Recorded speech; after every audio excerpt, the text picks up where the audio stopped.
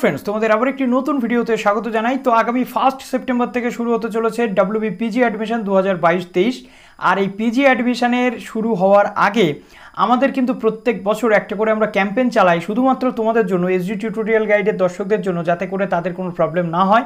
কেননা দেখো 1 সেপ্টেম্বর থেকে যখন পিজি অ্যাডমিশন 2022-23 যে প্রত্যেকটি ইউনিভার্সিটির অনলাইন অ্যাপ্লিকেশন শুরু হবে, তখন তোমাদের মাথাটা কিন্তু ঠিক জায়গাতে থাকবে না। কোন ইউনিভার্সিটিতে অ্যাপ্লাই করব, কোন ইউনিভার্সিটিতে কি কি কোর্স রয়েছে, কোথায় কি যোগ্যতা লাগে, কেমনভাবে অ্যাপ্লাই করব, প্রত্যেকটা জিনিস কিন্তু তখন তোমাদের মাথাতে চেপে বসবে। যার কারণে আগে থেকে এই এপিসোডগুলো যদি তোমরা তোমাদের জন্য স্পেশাল এপিসোডগুলো যদি তোমরা দেখে থাকো, তবে তোমাদের কাছেই কিন্তু এটা উপকারের একমাত্র উপকারের জায়গা। কেন বলছি, আজকে তোমরা যদি প্রত্যেকটি ইউনিভার্সিটি অল্প অল্প করে ভিডিওর মাধ্যমে দেখতে থাকো যে কোন ইউনিভার্সিটিতে কি কি সাবজেক্ট রয়েছে, কোথায় কেমন কেমন যোগ্যতা রয়েছে, কোথায় কেমন কেমন কোর্স ফিজ রয়েছে, তাহলে কিন্তু তোমাদের কাছে আর কোনো প্রবলেম থাকে না যে দাদা যেগুলো বলেছিল তেমনিভাবেই কিন্তু প্রত্যেকটা বিষয় হচ্ছে। কাজেই তখন তোমাদের শুধুমাত্র একটাই অপশান, ইউনিভার্সিটির ওয়েবসাইট খুলবো, আবেদন করে দেবো। কেননা আমি অলরেডি জানি যে সেখানে কী কী সাবজেক্ট রয়েছে, কটা সিট রয়েছে, কী কী যোগ্যতা লাগে। যদিও নতুন বছরে কী কী নতুন চেঞ্জেস আসছে সেগুলো নিয়ে অবশ্যই ভিডিও আনবো, 1 সেপ্টেম্বর থেকেই চলতে থাকবে।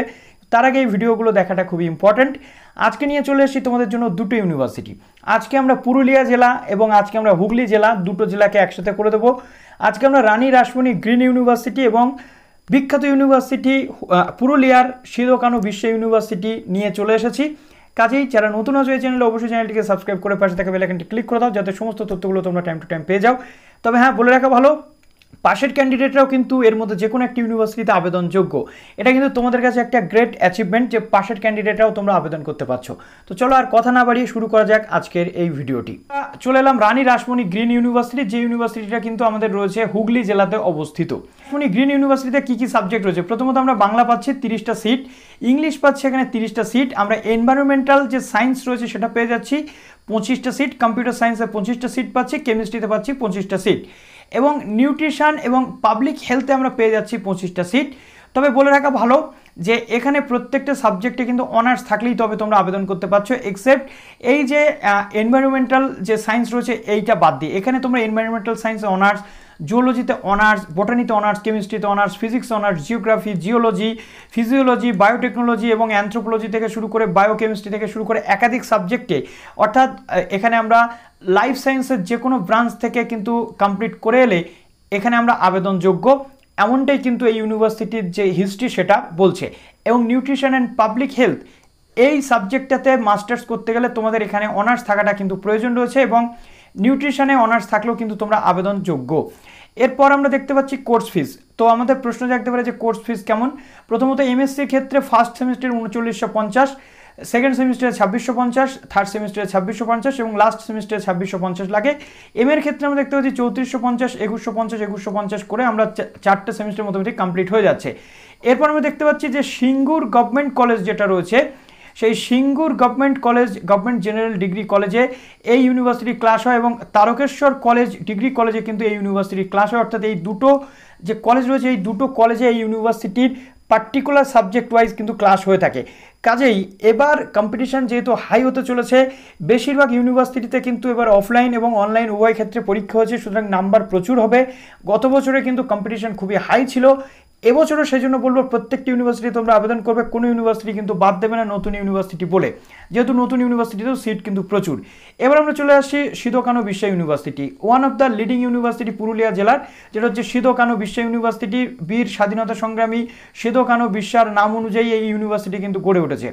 তো এখানে কী কী সাবজেক্ট রয়েছে আমরা যদি দেখছি, এখানে একাধিক সাবজেক্ট রয়েছে। ইভেন সিধো কানহো বিরসা ইউনিভার্সিটির আন্ডারে মেন ক্যাম্পাসের পাশাপাশি আমরা যদি দেখি এর কিন্তু 2 থেকে 3টে কলেজ রয়েছে, সেখানেও কিন্তু এই পিজি কোর্সেস করানো হয়।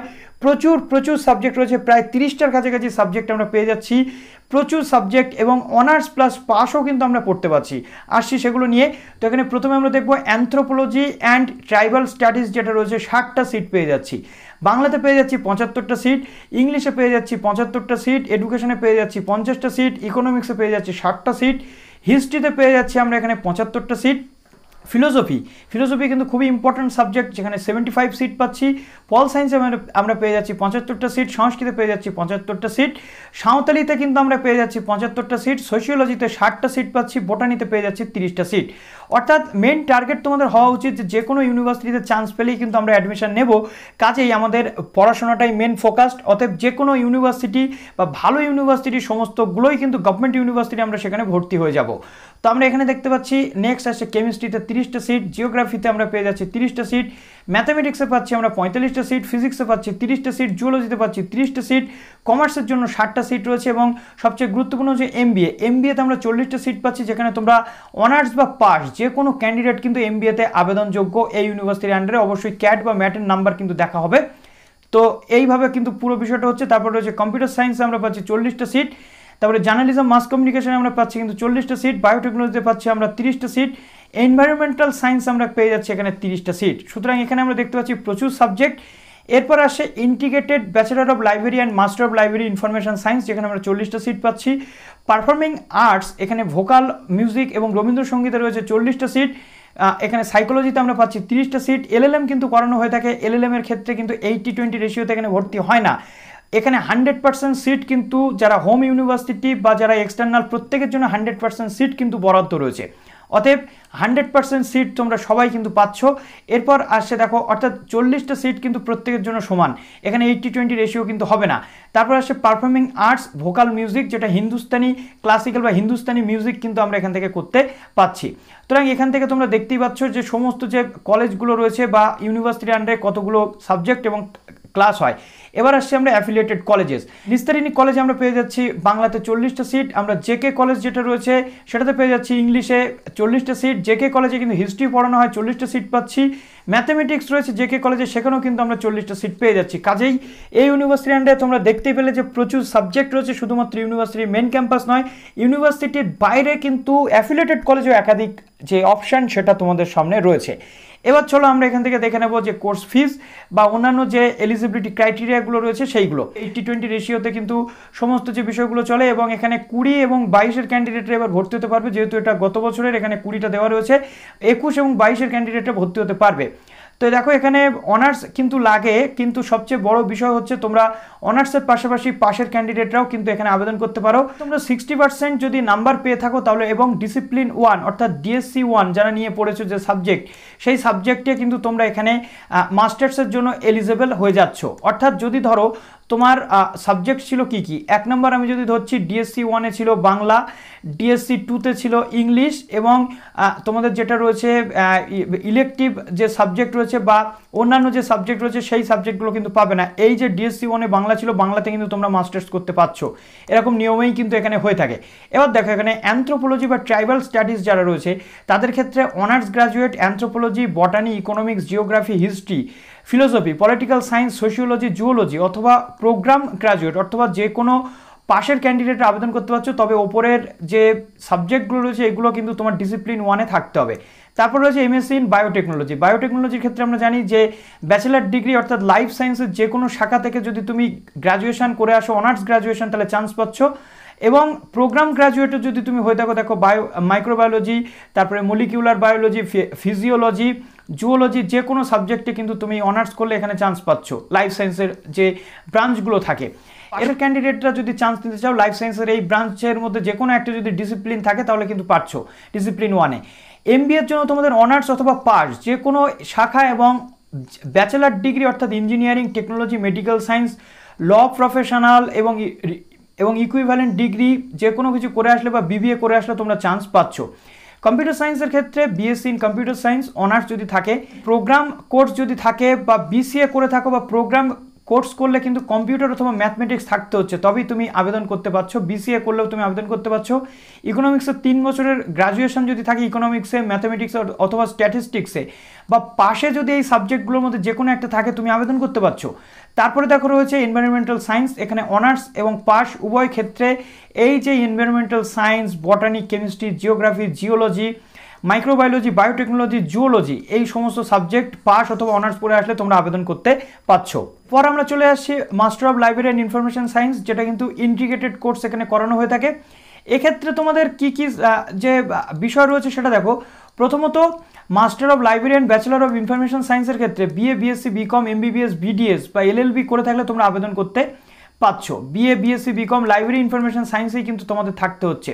অথবা BA BSc BCom or MBBS, ঠিক আছে।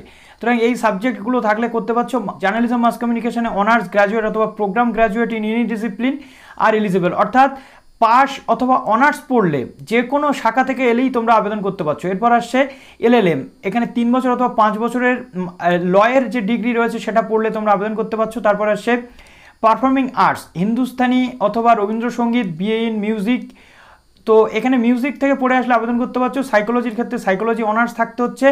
সোশিওলজির ক্ষেত্রে দেখো এখানে আমরা জানি সোশিওলজির ক্ষেত্রে অ্যানথ্রোপোলজি, ইকোনমিক্স, হিস্ট্রি, তারপরে ফিলোসফি, পলিটিক্যাল সায়েন্স, প্রোগ্রাম গ্র্যাজুয়েটরাও যদি থাকো এই সাবজেক্টগুলো যদি ডিএসসি 1-এ থাকে আবেদন করতে পারবে।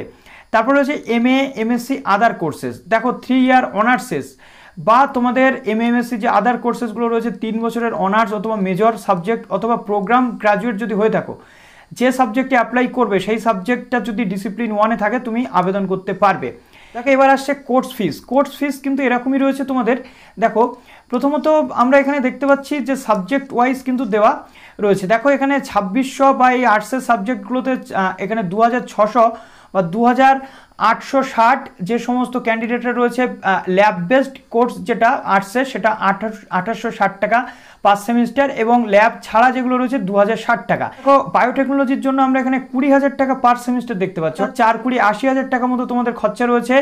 এমবিএর জন্য তোমাদের এখানে 80,000 টাকায় তোমরা করতে পারছো এমবিএ কোর্স, অর্থাৎ 20,000 টাকা পার সেমিস্টার দেখতে পাচ্ছি। কম্পিউটার সায়েন্সের ক্ষেত্রে 20,000 টাকা পার সেমিস্টার, এনভায়রনমেন্টাল সায়েন্সের ক্ষেত্রে 10,000 টাকা পার সেমিস্টার, লাইব্রেরি ইনফরমেশন সায়েন্সের ক্ষেত্রে 10,000 টাকা পার সেমিস্টার, তারপরে মাস্টার ইন জার্নালিজম মাস কমিউনিকেশনের ক্ষেত্রে 10,000 টাকা পার সেমিস্টার, এলএলএম এর ক্ষেত্রে 10,000 টাকা পার সেমিস্টার, এবং মিউজিক বা অন্যান্য ক্ষেত্রে কিন্তু 10,000 টাকা পার সেমিস্টার দিতে হচ্ছে, অর্থাৎ 40,000 টাকার কাছাকাছি প্রায় তোমাদের খরচা কিন্তু থাকছে। হচ্ছে এখান থেকে সম্পূর্ণ তথ্য তোমরা জেনে গেলে। তো এরপর যেমন অন্যান্য ইউনিভার্সিটির আপডেট আসবে তোমাদের সামনে নিয়ে চলে আসবো। ভালো থেকো সবাই, অল দ্য বেস্ট, এবং এরপর যদি কোনো প্রশ্ন থাকে কমেন্ট সেকশনে জানাতে ভুলো না।